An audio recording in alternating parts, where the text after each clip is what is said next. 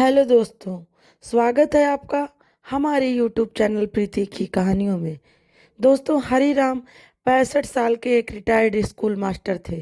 पहले गांव के बच्चे उन्हें गुरुजी कहकर इज्जत देते थे, लेकिन अब घर में उनकी कोई अहमियत नहीं बची। उनके साथ उनकी पत्नी श्यामा रहती है, जो गंभीर रूप से बीमार थी, चलने फिरने में असमर्थ, हर समय खांसी और दर्द से जूझती। उनके बेटे गोविंद ने शहर जाकर कपड़े की एक दुकान खोली थी। जब धंधा अच्छा चलने लगा तो उसने माँ बाप को अपने पास शहर में रहने के लिए एक फ्लैट में रहने के लिए बुला लिया। हरिराम को लगा था कि अब जीवन थोड़ा आराम से कटेगा, मगर हकीकत कुछ और ही थी।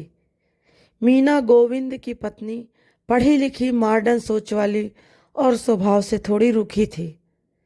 उसका मानना था कि सास ससुर की देखभाल करना सिर्फ बेटों की जिम्मेदारी नहीं, बल्कि उनकी उम्र हो गई है, अब उन्हें कम जरूरतें रखनी चाहिए, ये होना है। शाम के खाने में अक्सर मीना सिर्फ 2 थालियां लगाती, एक गोविंद के लिए, एक खुद के लिए। कई बार श्यामा को सिर्फ उबले पानी और बासी रोटी दे दी जाती। हरिराम चुपचाप अपनी पत्नी के लिए कुछ काढ़ा बना देते, खुद भूखे सो जाते। घर में सबसे ज्यादा समझदार अगर कोई था तो वो था 8 साल का सोनू, गोविंद और मीना का बेटा। वो अक्सर देखता कि दादाजी थके थके से बैठे रहते हैं और दादी को खांसते खांसते नींद नहीं आती। एक रात सोनू ने देखा कि दादाजी के पास खाने के लिए कुछ नहीं है। वो उठकर माँ के पास गया। माँ, दादाजी ने खाना क्यों नहीं खाया? मीना गुस्से में बोली, बूढ़े हो गए हैं, कम खाएंगे तो ठीक रहेगा, डॉक्टर ने भी कहा है। सोनू चुपचाप चला गया, मगर उस रात कुछ टूटा उसके अंदर। अगली सुबह सोनू स्कूल नहीं गया। वो सीधे रसोई में गया और वहां से एक पुराना स्टील का बर्तन निकाल लाया, टूटा फूटा, किनारों से मुड़ा हुआ। मीना ने देखा तो बोली, क्या कर रहे हो ये?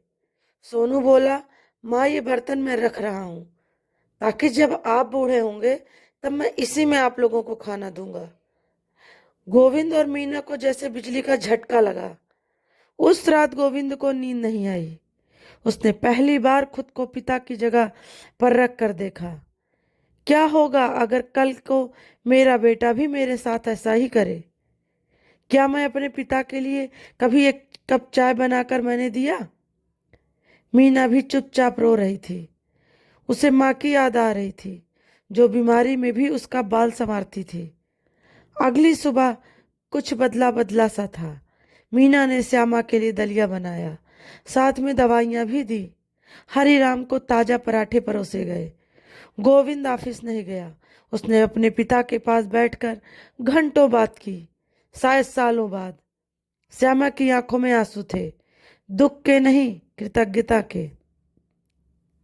सोनू की एक बात ने पूरे घर का चेहरा बदल दिया। अब हर शाम वो दादाजी की गोद में बैठकर कहानियां सुनता। मीना उसके लिए स्वेटर बुनती और गोविंद खुद उनके साथ टहलने जाता। कभी कभी समाज का सबसे मासूम हिस्सा ही सबसे बड़ा आईना बनता है। बच्चों की नजरें जो झूठ नहीं देखती।